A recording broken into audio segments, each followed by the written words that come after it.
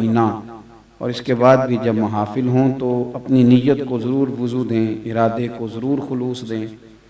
वैसे भी काम अगर इस नीयत से कर लिया जाए ना कि ये मेरी बख्शिश का ज़रिया, ये ज़रूर ज़हन बनाएं ज़रूर।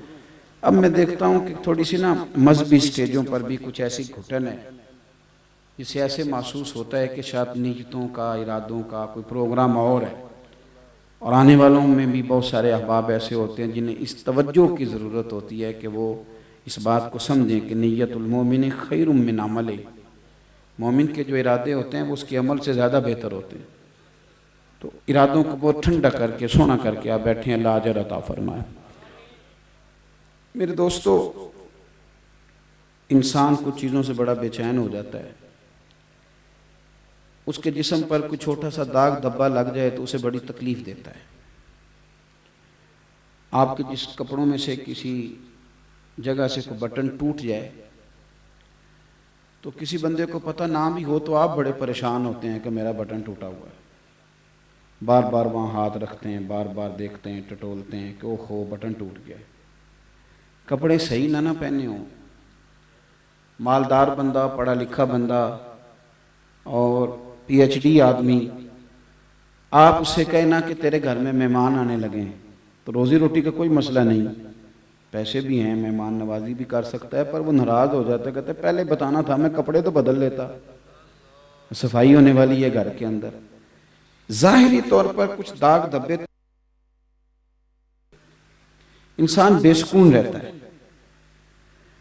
आपने कहीं जाना हो, जेब में पैसे बहुत ज़्यादा हैं, गाड़ी में पेट्रोल बिल्कुल ठीक है, सफ़र का पता है, रास्ते का अंदाज़ा है, सिर्फ कपड़े नहीं सही, मुंह नहीं धोया, दिल करता जाने को, और नहीं यार मेरे कपड़े। आप समझ लें कि अगर एक बटन का टूटना ये वजूद के ऊपर एक छोटा सा दाग है, ये सुकून से नहीं बैठने देता, तो अगर बंदे के बातन में दाग हो, अगर उसे झूठ की बीमारी हो, हसद की बीमारी हो, तकब्बुर की बीमारी हो, अगर उसे बददियानती की बीमारी हो, और भी कई बीमारियां, खुद पसंदी भी बीमारी है। मैं चौधरी साहब हूँ, समाजी हूँ, सियासी हूँ, मजहबी हूँ, मौलवी हूँ, पीर हूँ, ये भी बीमारी है। होना और बात है, लेकिन अपने आप को खुद मानना, ये मन काला अना आलिमुन फहुवा जाहिल, हदीस पाक के लफ्ज़ हैं। जिसने कहा मैं आलिम हूँ वो तो जाहिल है। उसने कहा क्यों? वो है तो बात अपनी जगह ठीक है। अपने आप को खुद से बनाने की, ये देखे ना बीमारी लग जाए ना, मैं सियासी आदमी हूँ, समाजी आदमी हूँ, तो हुजूर की महफिल में आया, यानी सरकार को राजी करने आया, महफिल नबी पाक के नाम की है, और इसे पता है मैं सोने के लिए आया हूँ, लेकिन चूंकि मैं चौधरी हूँ इलाके का, तो पीछे बैठा हो ना कभी तो गर्दन ऊंची कर करके दिखाता है नकीबे महफिल को कि तेरी मेहरबानी, मैनू सद्दा मार किसी तरीके ना, मैं बड़ा परेशान हूँ, मैं स्टेज पे नहीं चढ़ा अभी तक। ये चीज़ें आपको दुखी करती हैं, तकलीफ में मुब्तला करती हैं। अगर मैंने कहा कि जाहिर पे कोई धब्बा हो तो वो बड़ा बेसुकून करता है, तो बातन पे हो तो कितनी तकलीफ देगा। मेरे रब करीम ने मेरे नबी पाक की शान बयान की और कहा कमा अरसलना फीकुम रसूलन मिनकुम यतलु अलैकुम आयातिना, तुम्हें मैंने वो रसूल दिए हैं तुम्ही में से जो तुम पर मेरी आयतें पढ़ेंगे, व युज़क्कीकुम, और मेरे नबी तुम्हें पाक फरमा देंगे। ये जो तुम्हारे अंदर दाग धब्बे हैं, जो तुम्हें परेशान करते हैं, जो तुम्हें तकलीफ देते हैं, ये तुम्हारे जो बातन के रोग हैं, ये जो अंदर की कहानियां हैं, ये सारी ख़त्म कर देंगे मेरे रसूल। नबी पाक सल्लल्लाहु ताला अलैहि वसल्लम ने ना लोगों के उस मर्ज का इलाज किया जो बंदे को सुकून में मुब्तला कर देता है, उस बीमारी को निकाल दिया जो बेचैन करती है, सुकून की तरफ सरकार ने सफ़र कराया। देखो नबी पाक सल्लल्लाहु ताला अलैहि वसल्लम ने, लोगों के अंदर बड़ा हसद होता था, बरादरीज़म का बड़ा शोर था, बड़े मसले थे, ऊंच नीच, मैं छोटा बड़ा, इन सारी चीज़ों को मिलाद वाले महबूब ने ख़त्म किया।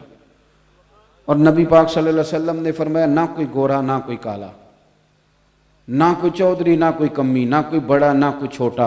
हुजूर किसी की कोई शान है भी? फरमाया है इन्ना अकरमकुम इंदल्लाहि अतकाकुम, जो तुम में रब से ज़्यादा डरेगा अल्लाह की नज़र में उसकी ज़्यादा इज्जत हो जाएगी। नबी पाक सल्लल्लाहु अलैहि वसल्लम ने ये रोग ख़त्म कर दिया, ये मुसीबत ख़त्म कर दी। ये जो बहुत ज्यादा बीमारी है लोगों के अंदर, उस दौर में भी थी। आप देख लें,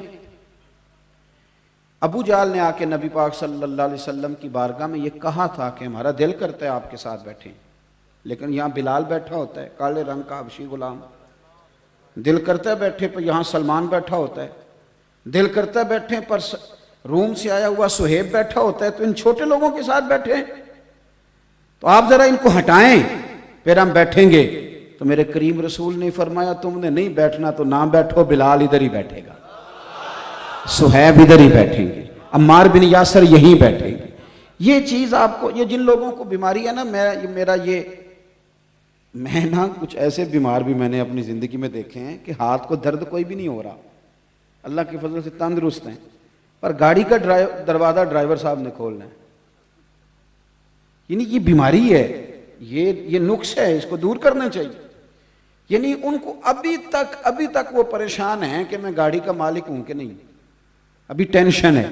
यानी कोई दरवाजा खोले तो पता चल जाए कि ये दरवाजा खोलने वाला मेरा मुलाजम है, और ये बीमारी है, इसको दूर करना चाहिए।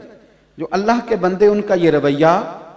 मैं एक यूनिवर्सिटी में चला गया लेक्चर के लिए, मुझे बुला लिया गया, तो एक तालिब इल्म कहने लगा, एक सवाल बड़ा परेशान करता है, मैं करता इसलिए नहीं कि कोई मुझे बेअदबी ना कह दे। तो मैंने कहा कि मैं चूँकि छोटा मौलवी हूँ तो मैं इंशाल्लाह हो सकता है तेरा मसला हल कर दूँ, और अगर मुझे न पता हुआ तो मैं तहकीक करके बता दूंगा। वो कहने लगा, पीर साहब मेरे ज़हन में एक सवाल है कि नबी पाक सल्लल्लाहु अलैहि वसल्लम ने यक जुम्बश कलम, एक हुक्म के साथ सूद हराम करार दे दिया, शराब हराम करार दे दी, लेकिन गुलामी नहीं ख़त्म की, गुलाम बिकते रहे, बाद में भी बिकते रहे। तो मेरे दिल में ये ख्वाहिश जन्म लेती है कि काश हुजूर ऐलान करते आज के बाद कोई गुलाम नहीं। ये सवालात उठते हैं ना। और ये जो हमारे लिबरल लोग हैं ना बेचारे, जो तनख्वाह लेते हैं, कुछ एंकर पिछली हुकूमत से तनख्वाह लेते थे, कुछ इससे लेते हैं, और कुछ तनख्वाह ले रहे हैं कि अगर तुम आ गए तो फिर हमारा क्या बनाओगे, उस वादे पे कुछ काम करते हैं। तो ये बेचारे, ये बड़े कमज़ोर से लोग हैं, ये किसी के इशारों पर बात करने वाले, कलाम करने वाले। तो ये इस तरह की सवालात ये पैदा करते हैं, बच्चों के ज़हनों में छोड़ते हैं। वो मुझे कहने लगा, जनाब ये हुजूर ऐलान कर देते आज के बाद कोई गुलाम नहीं। तो मैंने उसे कहा, यार ये तो सादा सा सवाल है, तो बिला वजह ही उलझ गया है। तो बिल्कुल सादा है, इसमें तो परेशानी वाली बात ही कोई नहीं। देखो कि अगर एक सीट का नाम ही बदल दिया जाए, किसी ने कहा ये मेरा पीए, और कुछ अरसे